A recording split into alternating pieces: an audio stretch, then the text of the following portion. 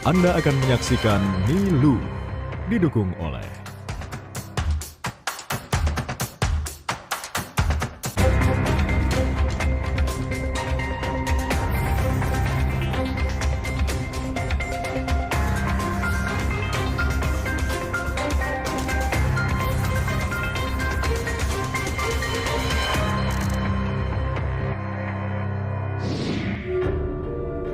Debat terakhir harusnya menjadi pamungkas cawapres menggoda masyarakat yang masih belum menentukan pilihan.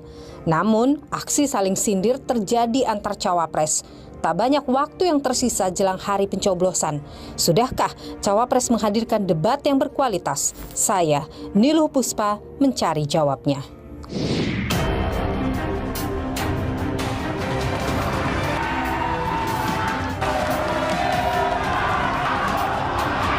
Calon presidennya masing-masing untuk bergabung ke atas panggung.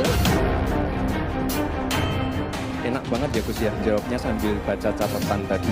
Yang penting ini bukan catatan Mahkamah Konstitusi. Jawabannya ngawur juga itu. Ngarang-ngarang ndak karuan. Tenang Pak Gibran, semua ada etikanya.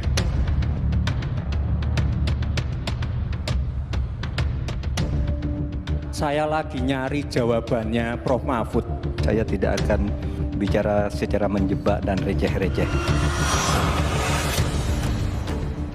Dari beberapa momen yang kita amati, memang ekspresi dari Gibran ini, mulai dari mikroekspresi di wajah, itu memang mendukung. Ada ekspresi kadang-kadang muncul konten, seperti merendahkan orang yang diajak bicara. Saya melihat ini bahwa ini merupakan sesuatu yang memang fabricating, artinya bukan sesuatu yang spontan. Ini bukan aslinya seorang Gibran atau ini aslinya seorang Gibran? Dari ketiga cawapres ini, yang paling negatif itu adalah Gibran. Ya, negatif sekali, melebih dari 50%, 60 sekian gitu. Dan Caimin dan Mahfud MD itu hampir sama, sekitar 80 sampai 79, 79% positif gitu. Meskipun dia trennya negatif, tapi kemudian dia ramai dijadikan perbincangan di media sosial, itu efeknya bisa positif tidak ke kandidat? Debat keempat yang sekaligus menjadi debat terakhir bagi ketiga calon wakil presiden telah berlangsung 21 Januari 2024. Debat keempat mengangkat tema pembangunan berkelanjutan sumber daya alam, lingkungan hidup, energi, pangan, agraria, masyarakat adat, dan desa.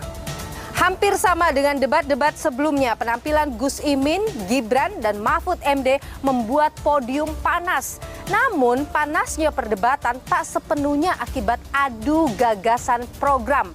Perdebatan diisi dengan saling sindir dan kerap menyinggung etika. Dalam survei yang dilakukan Litbang Kompas jelang debat keempat lalu, isu pangan dan lingkungan menjadi yang paling dinanti publik.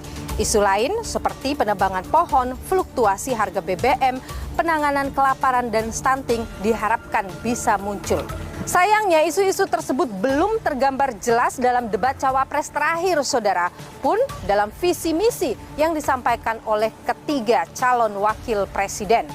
Cawapres 01 dan 03 sempat menyinggung soal program food estate yang dinilai gagal, sementara Cawapres 02 tetap konsisten untuk melanjutkan hilirisasi.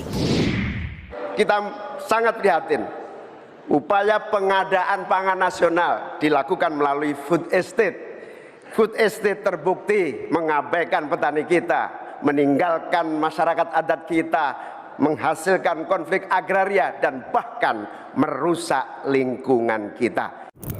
Oleh karena itu, program hilirisasi harus dilanjutkan dan diperluas cakupannya.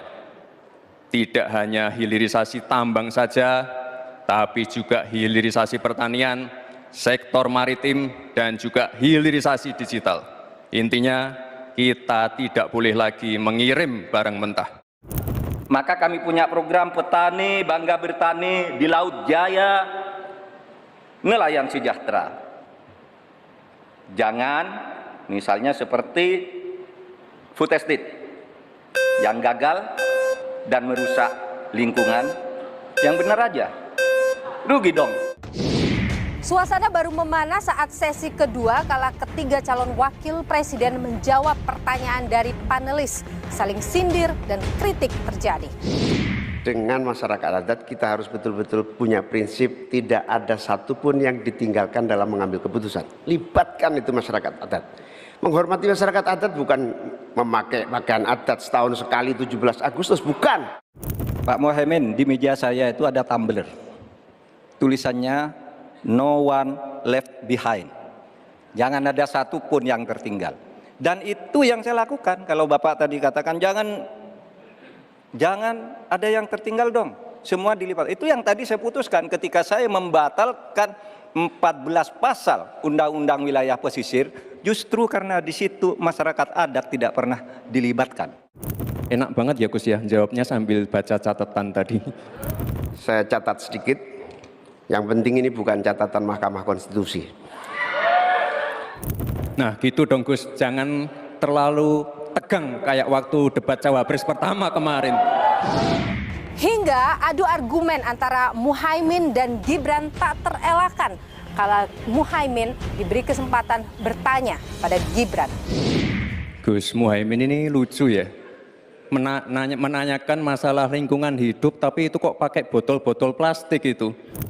Pertanyaan saya tidak terjawab sama sekali.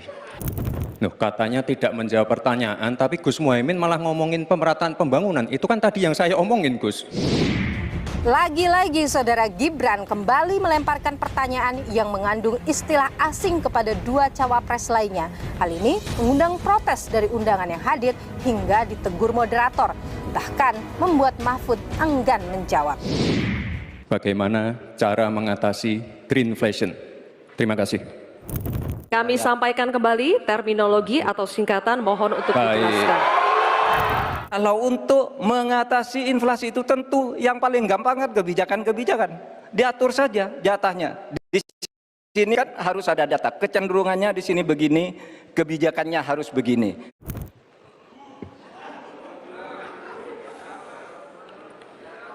Saya lagi nyari jawabannya Prof. Mahfud. Saya nyari-nyari di mana ini jawabannya. Kok nggak ketemu jawabannya? Saya juga ingin mencari itu jawabannya ngawur juga itu. Gila ini. Ngarang-ngarang ndak karuan mengkaitkan dengan sesuatu yang tidak ada. Recehan. Oleh sebab itu tidak layak dijawab menurut saya.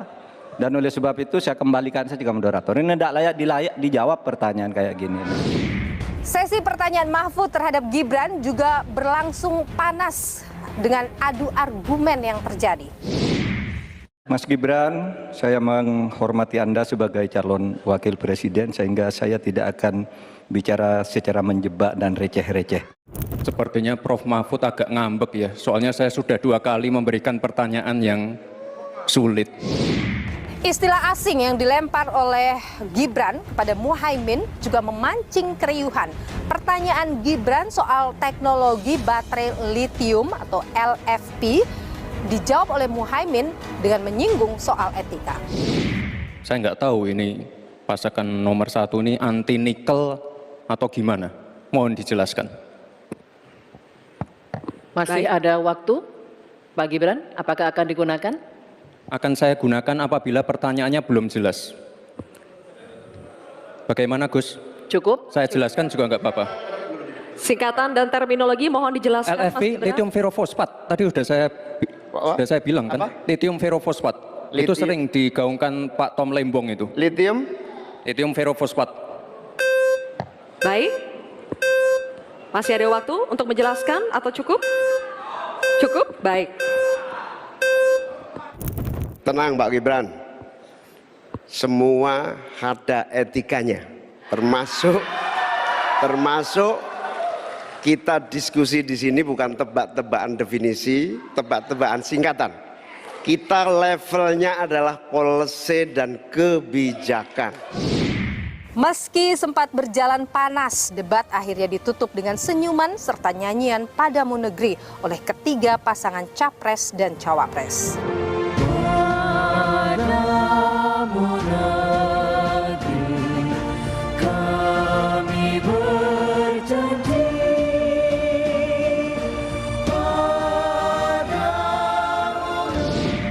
Debat keempat cawapres, saudara, sukses menjadi trending di media sosial, khususnya di platform media sosial X.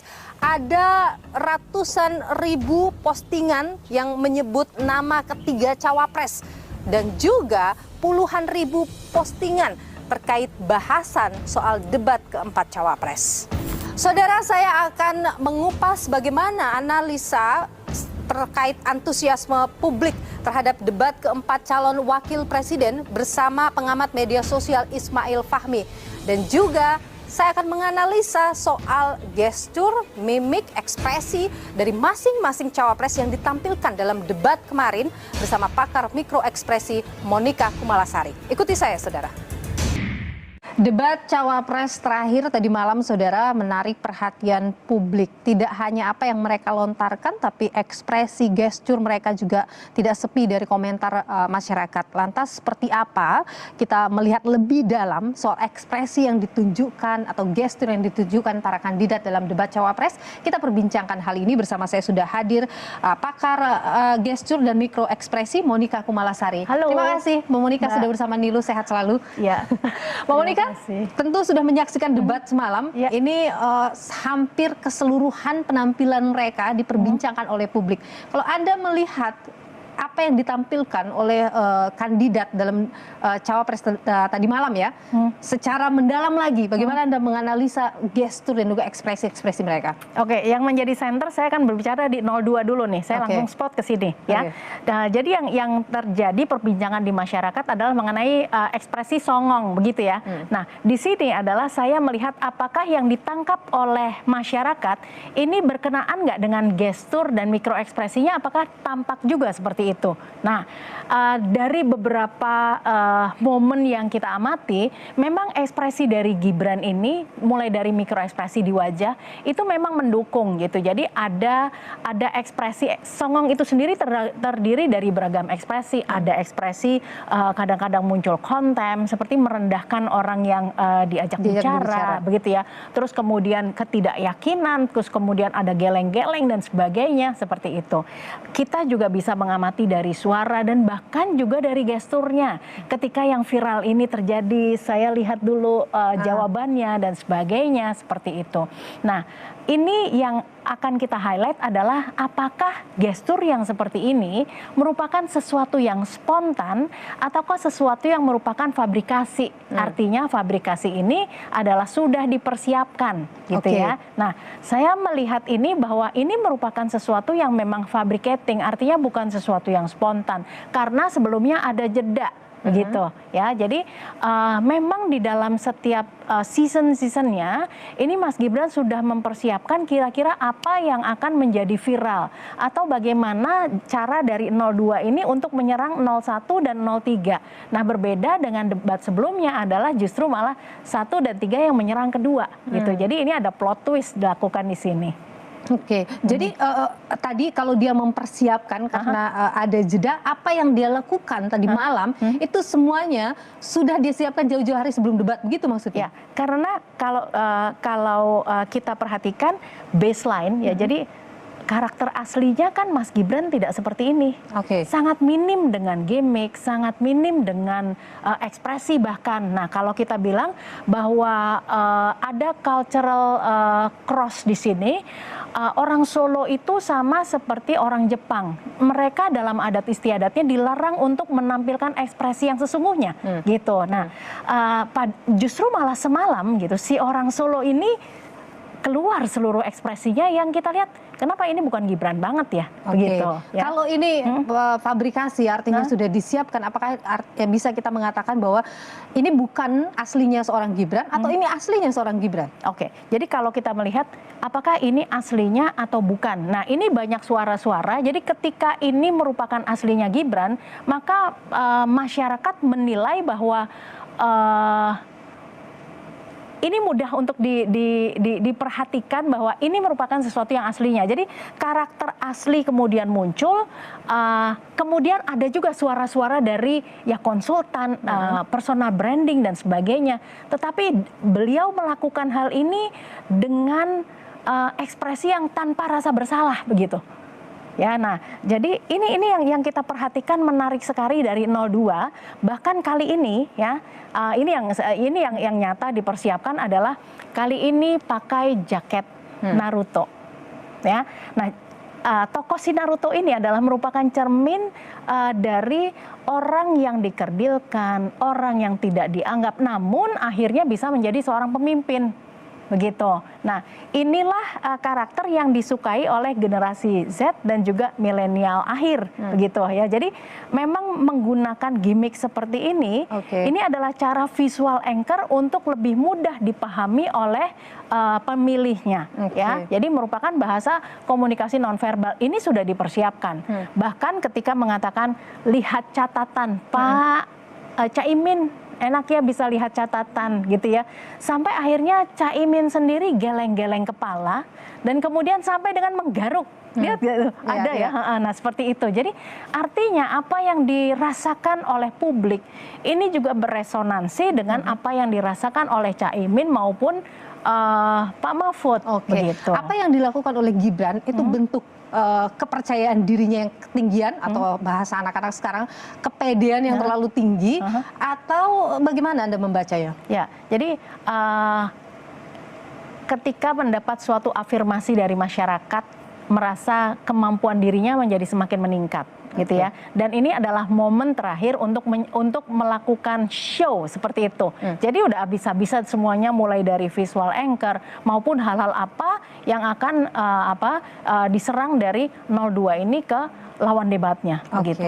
Nah, jadi kalau begitu boleh dikatakan bahwa apa yang dilakukan oleh Gibran dengan segala strateginya berhasil untuk membuat ini menjadi viral dan kemudian dirasakan, karena gini, kalau berhasil atau tidak 01 juga merasakan dampaknya, tetapi regulasi emosi dari Caimin itu cukup baik, gitu. Nah, kemudian dari 03 ya, ini juga merasakan sampai seluruhnya lah, ketika mengatakan dengan receh, ya, kemudian dengan ekspresinya dan dari semua yang kemudian disampaikan oleh Prof. Mahfud.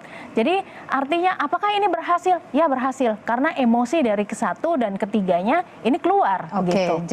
Jadi berhasil memancing. Dan 1 dan 3 berhasil terpancing gini oleh sikapnya.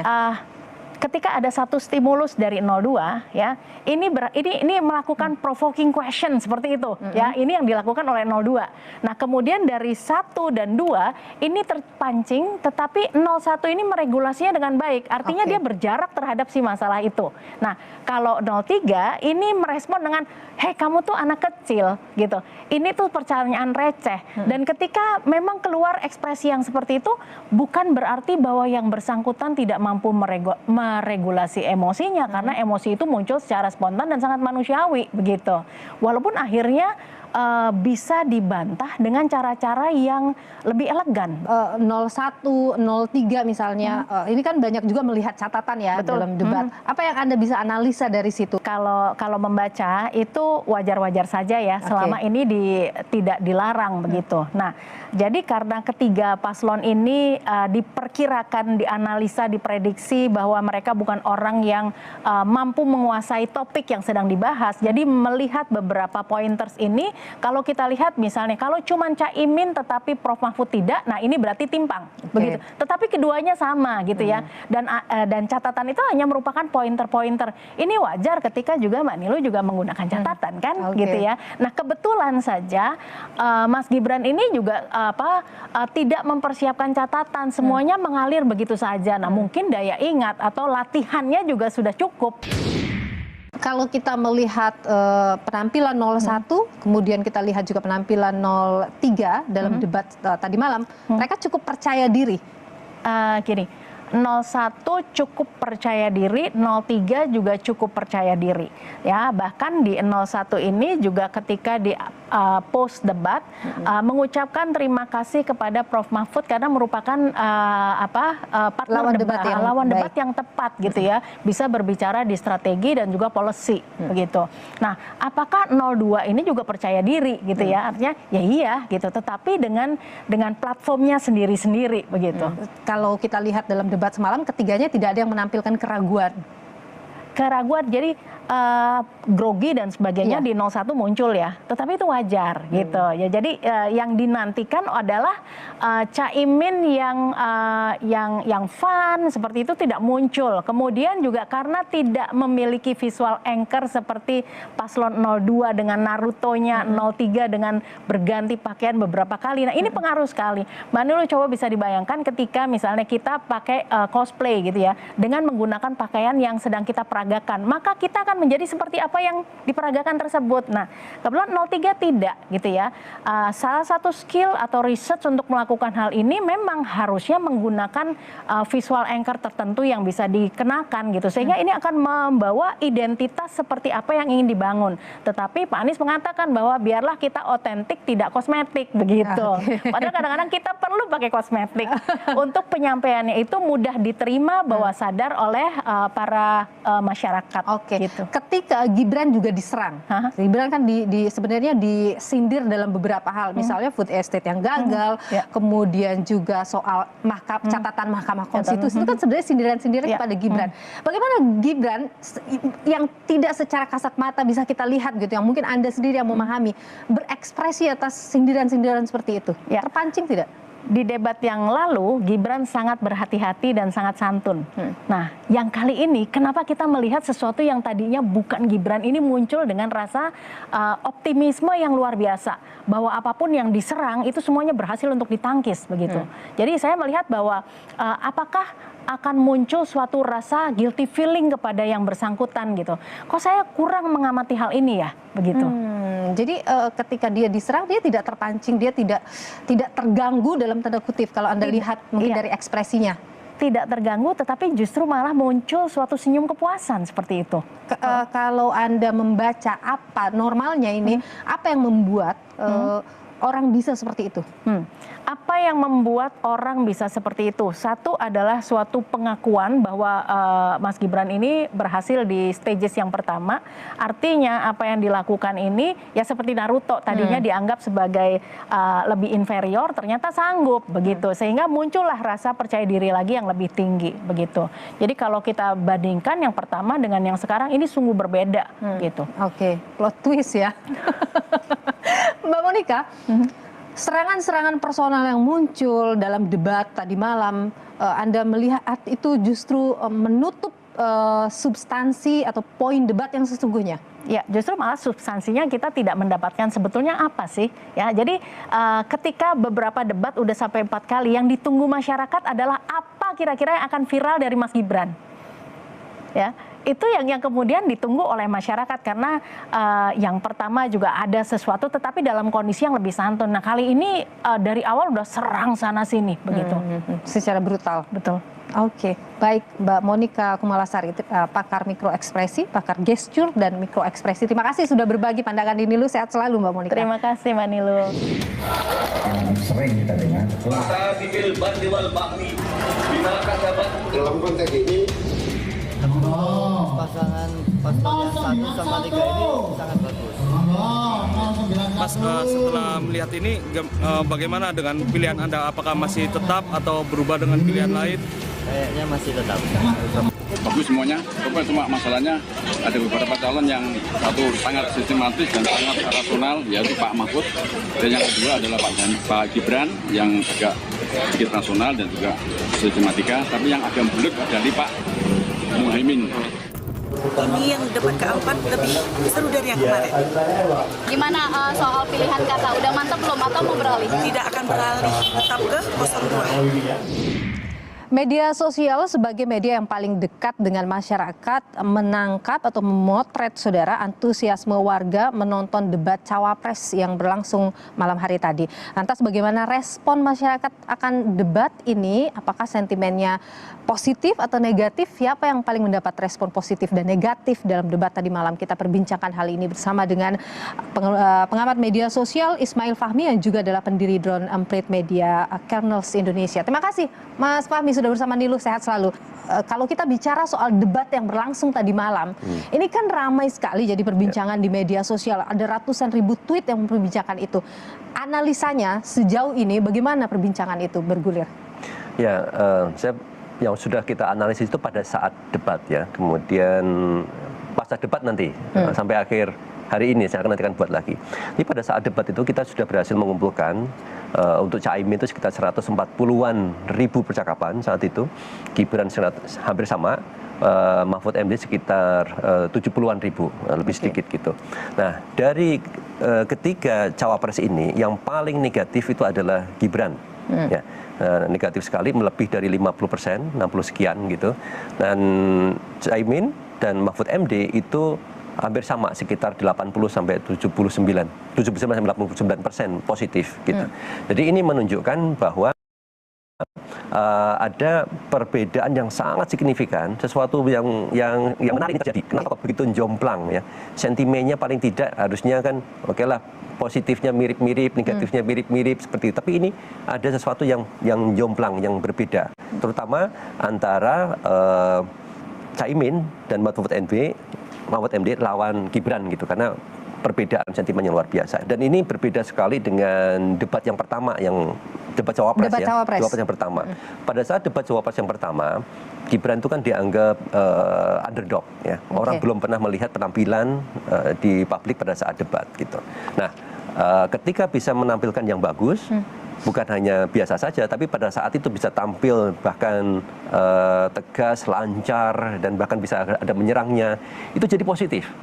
Jadi analisis kami waktu debat pertama itu positif sebetulnya, meskipun menyampaikan istilah SGIE, Caimin nggak bisa menjawab, kemudian juga ada carbon capture pada saat itu kan serangan-serangan yang ofensif, ada tebak-tebakannya lah pada saat itu, tapi netizen melihat tuh, wah ini menang dia. Gitu. Jadi waktu itu sentimennya positif, kali ini negatif. Nah, sekarang ini berbeda. Apa yang paling bikin Gibran dinilai negatif? Apakah pertanyaannya yang dia lontarkan karena ada istilah asing juga yang dikeluarkan lagi, atau gimmick-gimmick yang ia munculkan?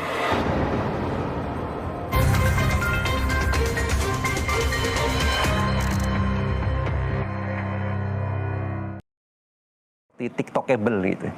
Gaya-gaya gini kan sebetulnya kalau di framing, dilihat pendek, kemudian gaya dia untuk menyerang dipendek-pendek, kemudian di-share di TikTok gitu. Itu disukain. Itu sudah tren itu. Itu sudah tren. Apa yang dia lakukan? Betul, itu disukain sama anak muda. Artinya seperti membawa debat cawapres ini seperti untuk, ya mohon maaf nih kalau saya lihat, apakah ini memang sengaja gitu untuk konten TikTok gitu ya. Karena beberapa kali Gibran pernah bilang, ini pernyataan saya tuh TikTokable nggak gitu. Nah, ini akhirnya kan membawa yang menarik adalah Caimin itu comeback ya. Di debat yang pertama kan nggak tampak kurang siap, kurang percaya diri. Gitu ya. Profesor Mahfud juga sama, karena orang melihat awalnya profesor kok kemudian diserang, nggak bisa carbon capture ini. Dua-duanya bisa tampil dengan bagus. Dan mereka belajar dari kesalahan. Masalahnya apa? Pada saat debat yang ketiga ini saya lihat nih, Anies kan bagus sebetulnya ya. Tetapi kalau dilihat elektabilitasnya malah turun. Prabowo sampai dibuat apa itu, video nangis-nangis banyak. Dan itu menimbulkan simpati yang lebih tinggi. Artinya gaya-gaya menyerang itu udah dikurangin antara oleh 01 dan 03. Dan ini dipakai lagi Gibran. Dan kemudian trennya malah jadi negatif.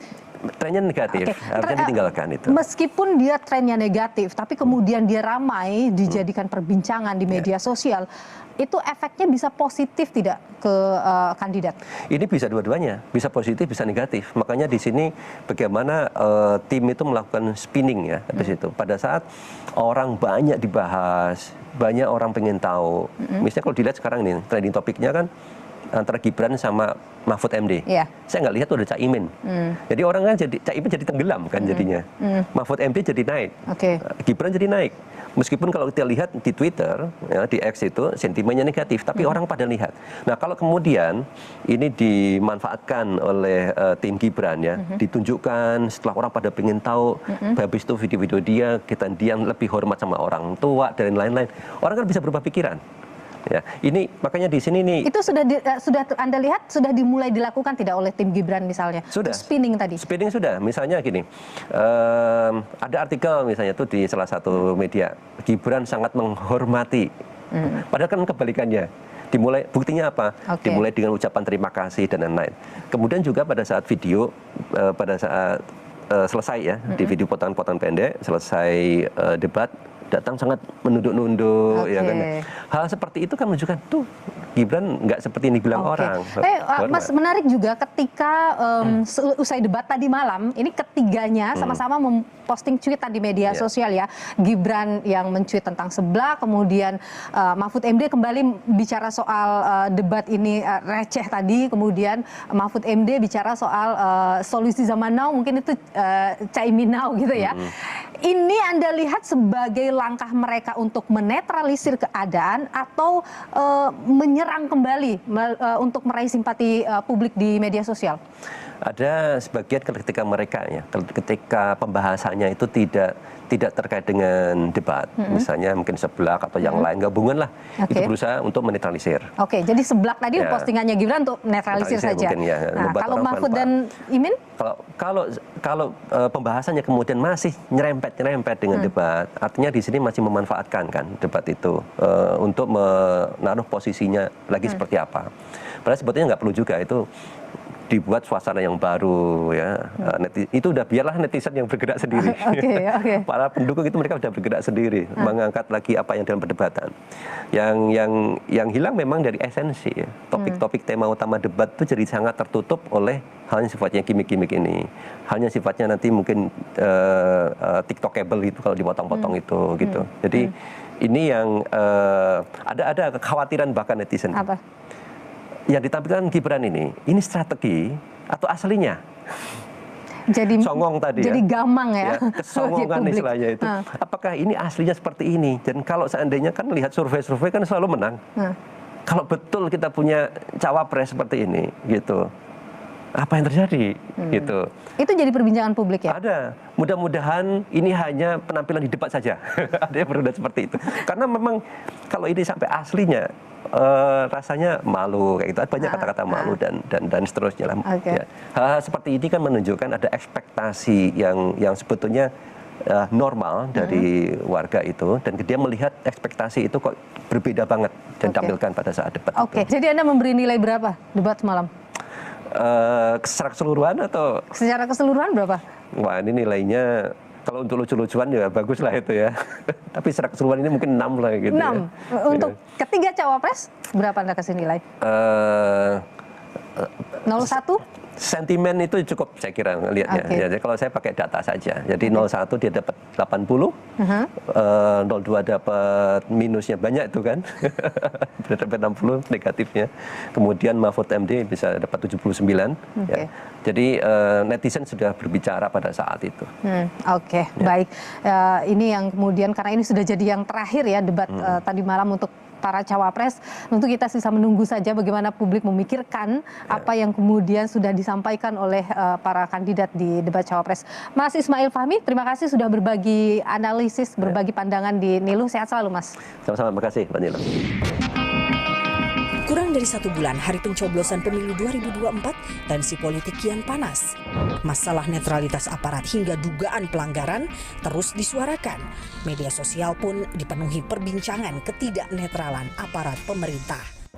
Kepala desa, ini langsung aja kita diarahkan ke 02. Pekan lalu beredar rekaman suara diduga Forkopimda Kabupaten Batubara, Sumatera Utara yang melakukan konsolidasi memenangkan paslon 02 Prabowo Gibran. Rekaman ini ramai jadi pembicaraan publik. Sang pengunggah yang merupakan aktivis media sosial sekaligus relawan Ganjar Mahfud, Palti Huta Barat, ditahan polisi. Palti diduga lakukan penyebaran berita bohong. Adanya dugaan tindak pidana tentang Undang-Undang Nomor 11 Tahun 2008 ya, tentang informasi dan transaksi elektronik, dan juga terkait adanya dugaan tindak pidana Undang-Undang Nomor 1 Tahun 1946 tentang peraturan pidana. Sebelum penangkapan terhadap Palti dilakukan, Bawaslu Kabupaten Batubara telah menginvestigasi rekaman suara itu. Hasilnya, Bawaslu nyatakan rekaman yang beredar bukan suara milik Forkopimda yang dimaksud. Namun dalam keterangan terbaru, Ketua Bawaslu RI Rahmat Bagja berkata lain. Rahmat menyatakan tengah dilakukan uji forensik terhadap rekaman itu dan meminta Bawaslu Sumatera Utara mengambil alih kasus ini. Masih proses, kita lagi menguji lab forensik, kita mengajukan ke Polda Sumatera Utara. Saya minta kemudian kepada Bawaslu Sumut untuk melakukan supervisi dan bila perlu take over. Pengamat pemilu dari Perludem, Titi Anggraini mengatakan tindakan polisi bisa timbulkan spekulasi dan kecurigaan.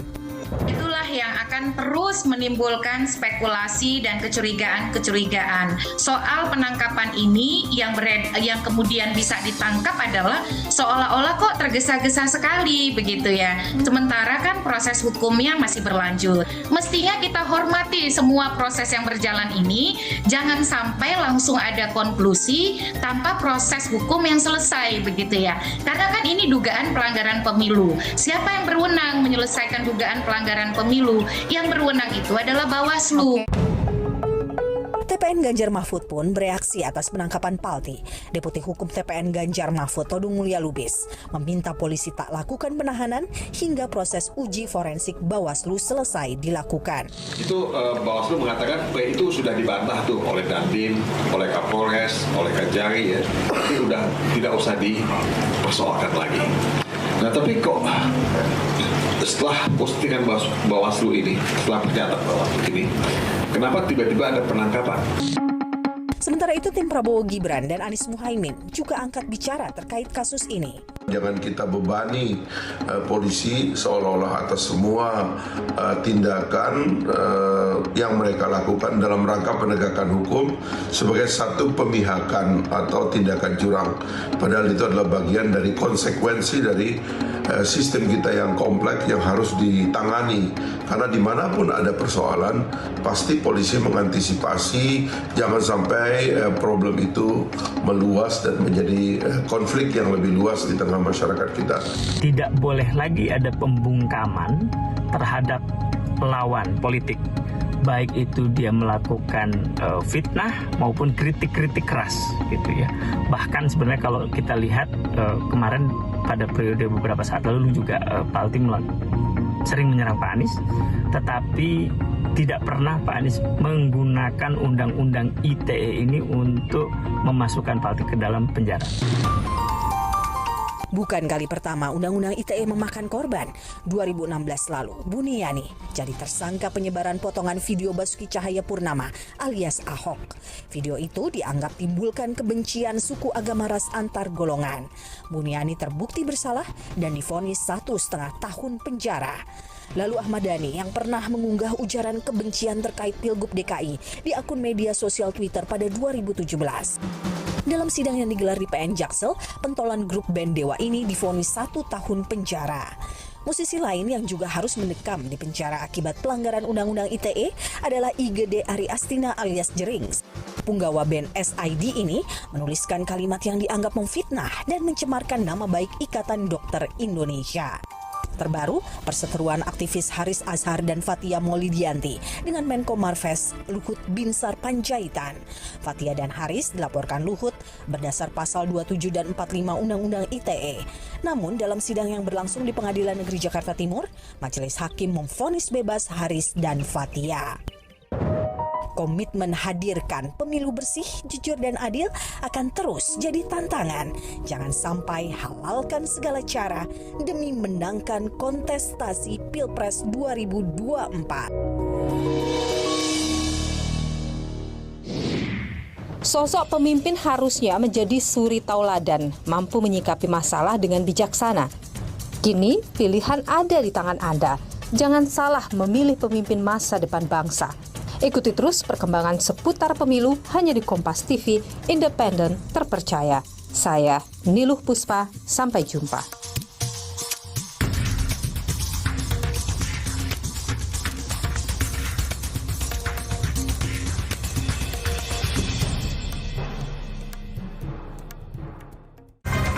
Terima kasih Anda telah menyaksikan Niluh, didukung oleh